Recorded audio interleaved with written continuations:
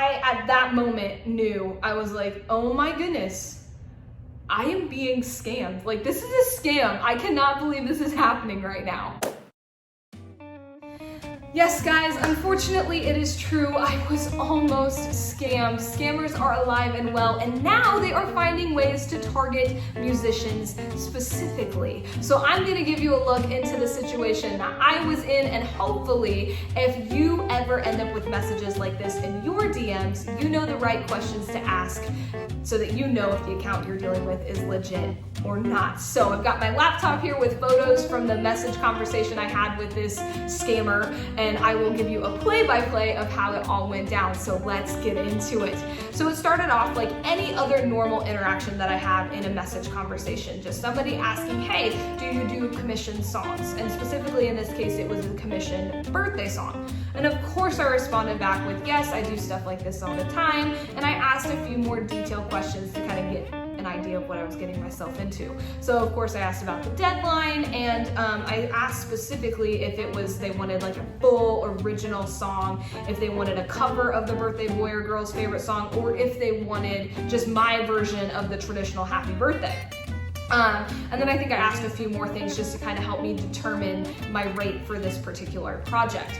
Now this is where it just blows my mind that this was a scam, because it seemed so legit. This message that she sent back about this little boy named Logan, who it was his birthday and they wanted the song for, was so detailed. Like, I cannot believe it. So she started off by telling me his name, how old he was turning, his birthday, and then goes into detail about all his favorite things. She talks about a show named PJ Masks and a character named Catboy. Then she talks about how they call him Spider-Man and his dad has to hold him up and, you know, make him look like he's shooting webs and climbing walls, and continues to do just detailed things about this kid, how his favorite food is spaghetti, he likes soccer, he loves his dog Milo and going to the beach, and even down to he has gray eyes and brown hair.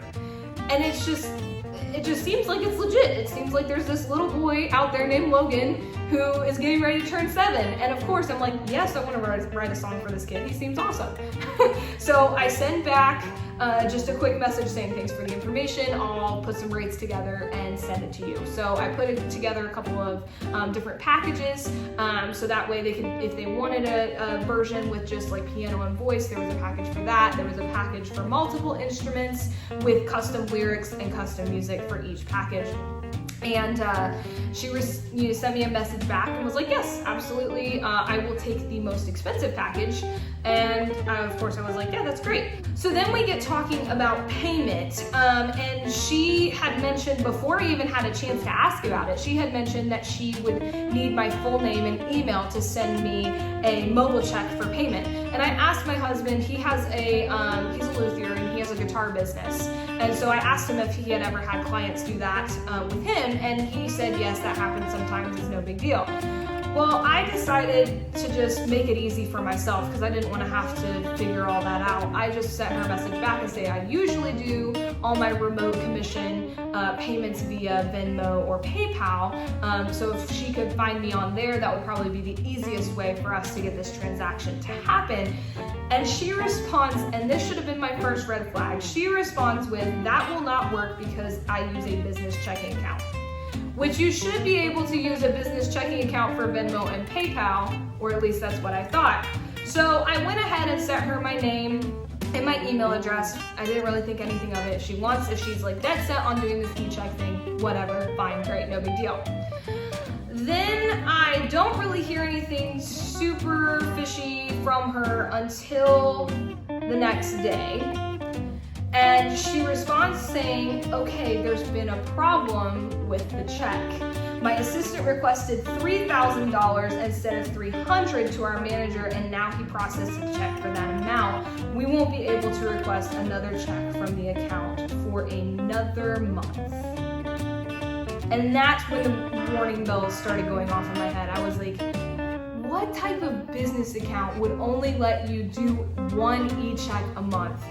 That seemed really fishy. And once again, I, sent this message screenshot to my husband, and I was like, okay, this seems weird. And he was like, yeah, that does seem weird. You should be able to send more than one check from a business account. more than once a month. Like, that just seems wrong. And so I messaged her back and I was like, so sorry to hear about the technical difficulties, but due to bad experiences in the past, I don't send a completed music file until payment has been received. So hopefully you can find a solution before August 5th. I then reinstated the PayPal thing again. If you would just want to send it to me, PayPal or Venmo, that would be probably a lot easier. And then she comes back with this, and this is where I really knew that something was wrong, because this is just a bizarre way to handle this situation. She says, apparently there's nothing can be done to reverse that. My husband and I have discussed and decided, should I still send you the check then when it's all processed? And then you'll send the balance to my assistant, then he can sort it out. Can I trust you to help with that? I use a business checking account, that's why. Also my husband, and then she continues to ask other random questions to kind of hide the fact that she's being shady. And I was like, okay, did this lady really just ask me if she can send me $3,000 to my account? I'll keep 300 of it and send the balance then back to her assistant. And I, at that moment, knew, I was like, oh my goodness, I am being scammed. Like, this is a scam. I cannot believe this is happening right now. Can't believe it. Oh my. And that's when I messaged my husband. I was like, I think we're being scammed. Like, this is ridiculous. So I'm gonna just cut it off right there. And so I sent a message back just to kind of see how it would play out. And I sent a message back and I said, I'm so sorry. I'm super confused and incredibly uncomfortable with this request. Unless you can find some other way to make this transaction, I will not be able to complete this song. And then I gave her my husband's phone number just in case if there was like any tiny shred of hope that this was a legit person, that they would have called my husband Jacob and get this all worked out. And then at that point, it was radio silence. No more messages after that point. So obviously I reported the account, letting people know that it was a spam account, so that way nobody else would get scammed by this same person. But yeah, it was an incredibly odd experience. I could not believe that it had happened to me. And luckily, I had just watched a video with my mom, this guy on YouTube who makes these videos of where he basically kind of punks the scammers, and they had used this exact same tactic on the phone call with him. And they had asked, oh no, we accidentally transferred too much money to your account. Can you transfer back the amount to us? And that's how I knew this is not legit. I cannot believe that. I'm just so thankful that I watched this video, because I mean, if you had not, I still think it would seem a little fishy, but I don't know if anybody else would have been like, oh, this is a scam. So the icing on the cake on this whole situation though, is like a few days later, I got a message from another account, a different account, if I did commissions. And at this point I was like, this is probably another scam. But I wanted to see if I asked some more direct questions in the beginning, if they would give it away or if they would just ghost me. So I asked, yes I do, obviously. He said, yes I do write originals. And then he comes up with, you know, this almost the same exact question, like, oh, okay, cool, I want to do a birthday song for my kid, whose birthday is in a couple weeks. And then he gives me his own price, that he was willing to pay $500. So obviously these two people are in cahoots with each other, because they know I'm willing to take $300. So they're gonna offer more, hoping that maybe I'll fall into this scam.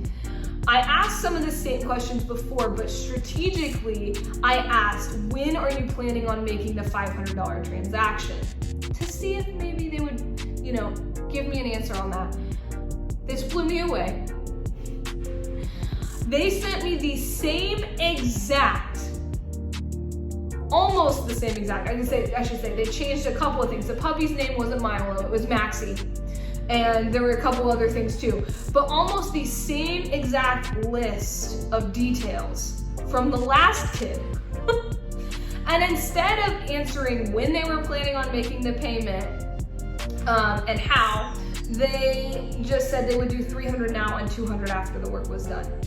So then I responded with, I only accept PayPal and Venmo or Cash App remote transactions, and I cannot begin to work on the piece until I've received the down payment. Because on this first one, I had already recorded everything, and it was really frustrating that I had all this stuff done for this imaginary kid. And of course, ghost. No response when I said that. So if you ever find yourself in this situation where you think you might be getting scammed, always ask how they're going to make the payment, when they're going to make the payment, and just try to make sure that you can push or steer whatever they want into a secure payment situation. E-checks and stuff, unless you are absolutely 100% certain that this person is legit, then I guess it's okay to take them, but doing something through a more secure type of payment processing is a much better idea. The other thing is to always double check and make sure that they are going to send you payment before you send whatever work you do to them.